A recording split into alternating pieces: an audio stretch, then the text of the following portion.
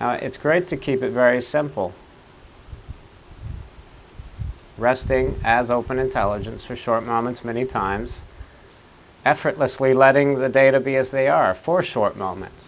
Rather than contriving, trying to let anger be as it is, you just take short moments of letting your anger be as it is so that you get familiar with this open intelligence that is at the basis of the anger. This is totally experiential for you. So for me, I tested out short moments of letting everything be as it is. I wasn't trying to hold a special posture. I wasn't trying to do any special breathing techniques. I wasn't trying to reference all of what I'd learned before. I simply let everything be as it is, like being on the best holiday and there was no more work to be done, just for the briefest moment. Short moments can be likened to basking in the sun on the beach here in Goa. You're just laying there. Or taking a hot bath and relaxing. Now that's just kind of to give you a sense of the underlying ease. Because when you're in your daily life and you're working, and maybe you're angry, and you're relying on short moments, it's not to try to cultivate feeling like you're in the warm bath or that you're on the beach. It's just to identify open intelligence as inseparable from anger. So for short moments, when the anger arises, this is your practice. Let it be as it is, in a very uncontrived way. And then, what I started to find was less and less fear about everything that I was experiencing. I started to have courage to let everything be as it is, like anger. My knee-jerk reaction to anger before was things like, slamming doors or doing exercise to avoid it or replace it, or simply running away from a situation that I knew I would feel anger. But through relying on the Balanced View training, short moments of letting anger be as it is, and then I'll mention a bit more about the support of Balanced View here in a moment, but relying on open intelligence and the training, anger wasn't, the definition of anger started to lose its importance. And then it just became like this energy, and not necessarily directing at any one person. And then I was able to choose in the moment whether or not I indulged in it. I found I had a choice. I didn't have to immediately slam that door. That took a lot of practice for me. I think I've been slamming things since a young age, so it took a while for the twitches and just to go for it to settle out. So I relied on the support of Balanced View, the four mainstays, like a sturdy four-legged chair, for it to be more and more effortless. At first it didn't feel effortless to let anger be as it was. However, I did recognize that open intelligence was effortless. I don't have to do anything to recognize open intelligence. It's already present.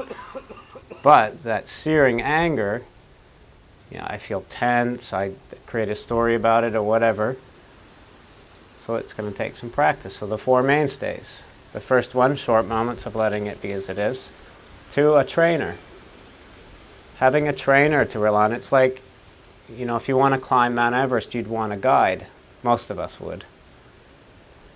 So, somebody who has gone before us, who has tested out, who knows the route, who has experience, can share pitfalls that they've experienced, and just share the tips and the practical instructions, the important instructions.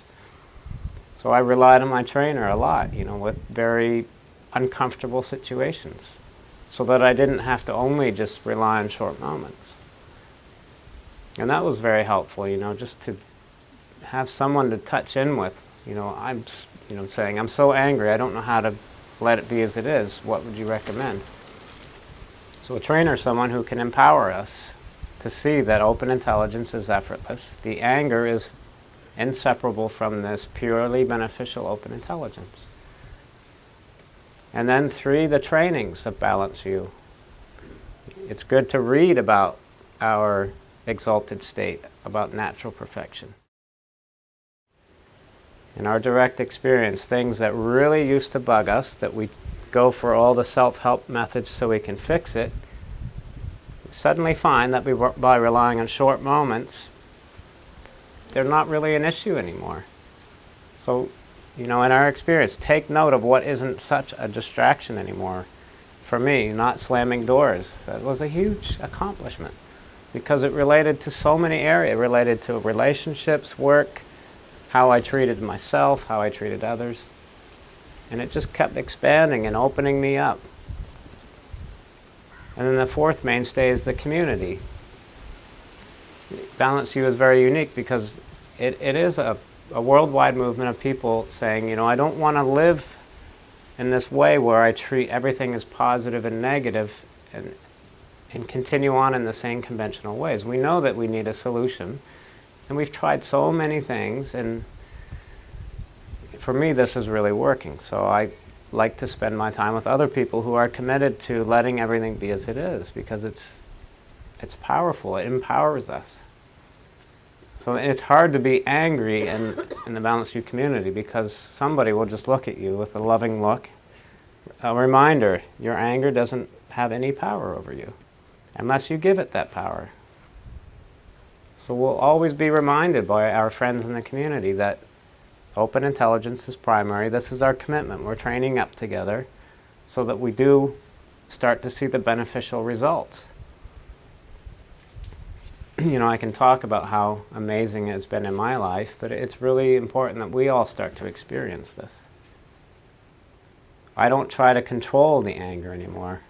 It's by not giving it a description, by resting as open intelligence, it's just another flow of experience. And for me, it just becomes this power to find a beneficial solution. It's not like if I watch the news and I see something that is not right, but I don't feel a surge of energy.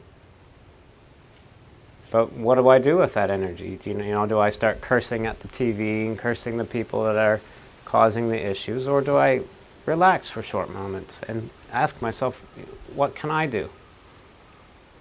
I can't necessarily jump on an airplane and go to this place and say, take short moments. What we do is we come together for those who are wanting to make a difference, and we train up, and then we do affect people. And we affect our immediate family and friends.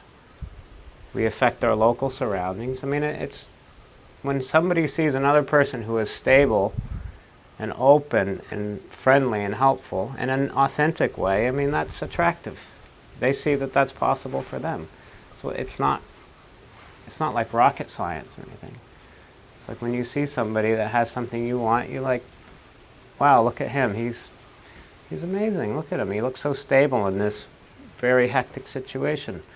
What's his practice?